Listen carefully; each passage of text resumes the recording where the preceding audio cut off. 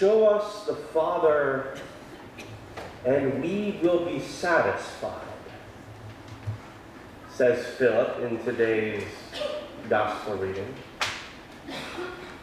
Jesus, show us the Father, and we will be satisfied. How many times have we, like Philip, yearned for something similar? Show us, God. Show us the way. Show us what to do. Show us the next step. Show us what it means to be your people. Show us, oh God, and we will be satisfied.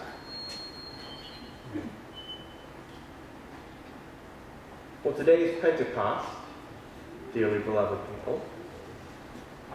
And in our current way of observing the church year and our liturgical calendar, Pentecost, this festival day, is the third most prominent feast day of the year. Second only, of course, to the festival of the Incarnation of our Lord, also known as Christmas. And, of course, the festival of the Resurrection of our Lord, also known as Easter. And this particular day, Pentecost now, on this 50th day of the Easter season, of course, draws our attention toward the gift of the Holy Spirit of God, whom we call the third person of the Trinity, right? Father, Son, and Holy Spirit. Which has been one of the primary ways we understand God or divinity in our lives and world.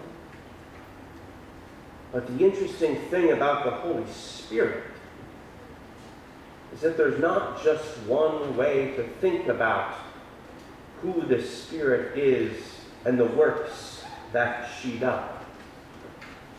For in Scripture there are a few different frameworks presented for us that reference this divine work of the Spirit of God in a few different ways.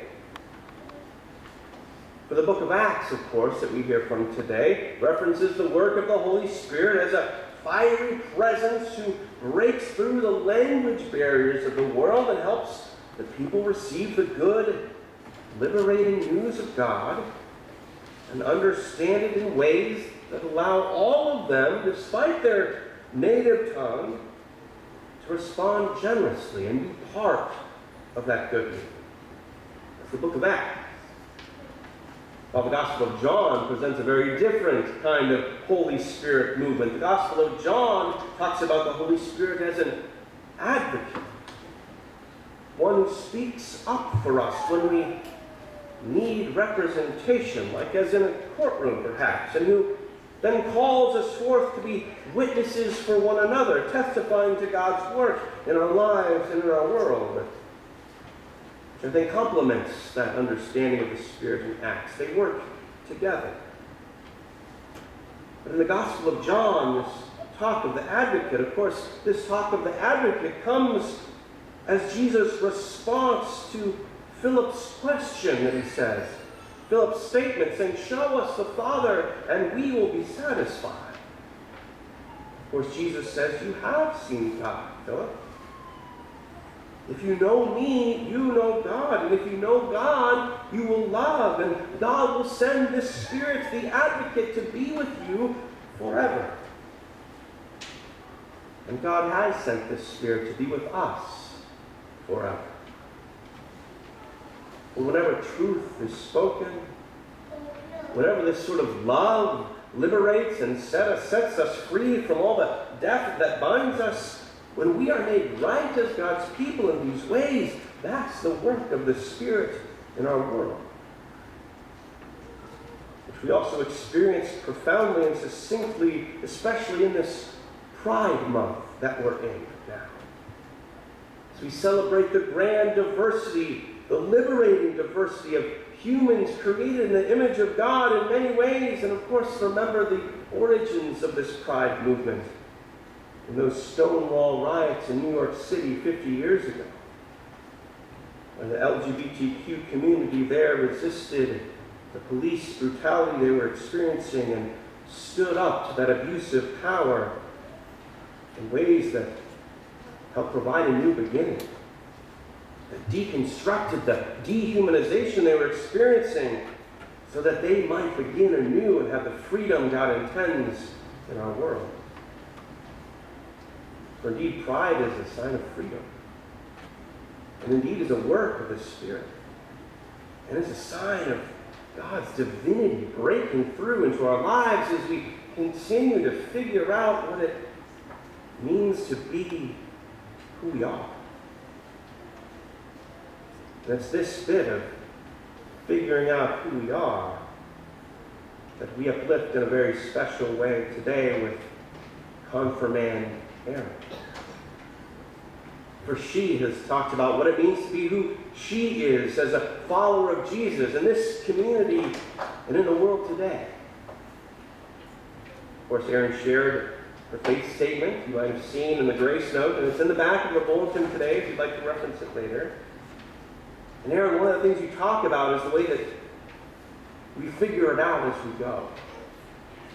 And we ask questions as we go, which help us figure out what all this means for us as God's people. That's one of the things I've appreciated most about your faith statement, Erin, is this idea that we can embrace questions as God's people. And I think that's one of the most important things we do together. Even though asking questions has not always been encouraged in the life of the church. But I think it's important that we press into all these questions that we have, that brew within us, that draw us forward. Because these questions not only allow us to be honest about ourselves, about our doubts, maybe about our fears, about our misgivings, but these questions also draw us into relationship with one another.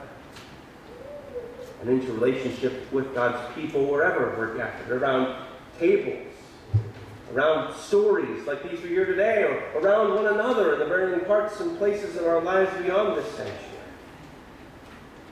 It's of course in these relationships, this is where Jesus finds us and loves us and sends the Spirit to bring us new life time and time and time again. And it's this Spirit stirring up new life. It's what we celebrate in you today, Erin. Not only as we carry forth these questions together, but as we share them and carry the load as God sends us forth as God's people in this journey of faith, hand in hand. As people who are loved by and who are figuring out what it means to love Jesus. Which is the very sort of divine fire that will continue to light up our lives and in our world and continue to illuminate the work of God beyond all boundaries we have set up. And so as we prepare now to ask God's Spirit to be stirred up in your life, let us stand and sing together hymn 399. I invite you to stand as we sing.